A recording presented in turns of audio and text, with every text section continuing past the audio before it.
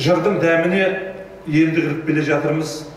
Толғау термені өсиетті бей-жай отырып айту мүмкін емес.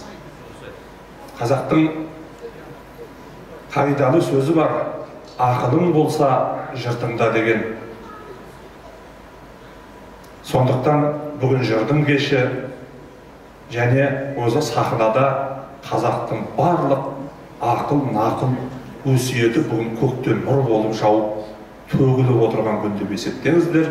Мәселе тыңдаушының аз көптігінде емес, 10 адамға 100 жырауда бір жырын айта береді. Мәселе ықыласта. Ананың жатырында бала 4000 дәурендік жылды кешеді екен дейді ағай. 9 ай 10 күнде 4000 жылдық дәуренді кешеді екен.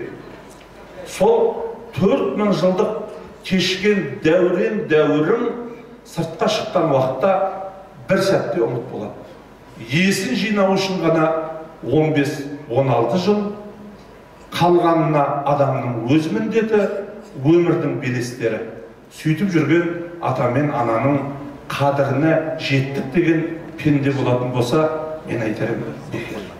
Біздің қазақ толғаулары үнемі осыны айтады.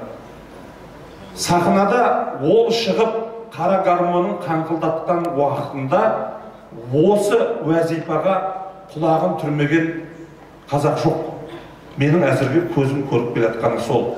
Кешегі мына орталық сыр, оңтүстік Қазақстан, Шымкент, аржағы Ташкент, осы өңірде Майлы қожадан, Күдері қожадан, Молда Мұсадан, Майкөттен, Құлыншақтан келе жатқан, кешегі ұлбикелерден жалғасқан, Ергөбекке ұласқан, Мәнсүрге, Қызыл Жырауға, Қайып Назарға келіп жеткен, одан оның ұстаздары кешегі Көкбаймен Қаныбек алып қалған үлкен жыраулық дәстүрдің тізгіні болатын. Сол оңтүстік өңірінде бүгінде өте сиреп қалған сол үлкен дәстүрді біздің ортамызға алып келіп жүрген бауырымыз бар. Өзі үлкен композитор. Мына иллахи жанр деген жанр бар.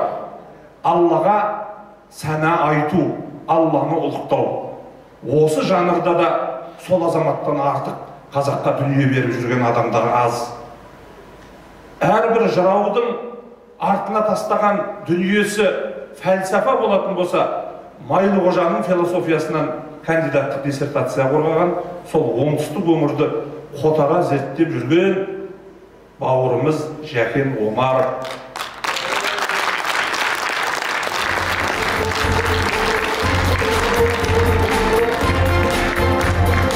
Сол ата-ананың қадірін Жәкеннен бір тыңдайық ағайын.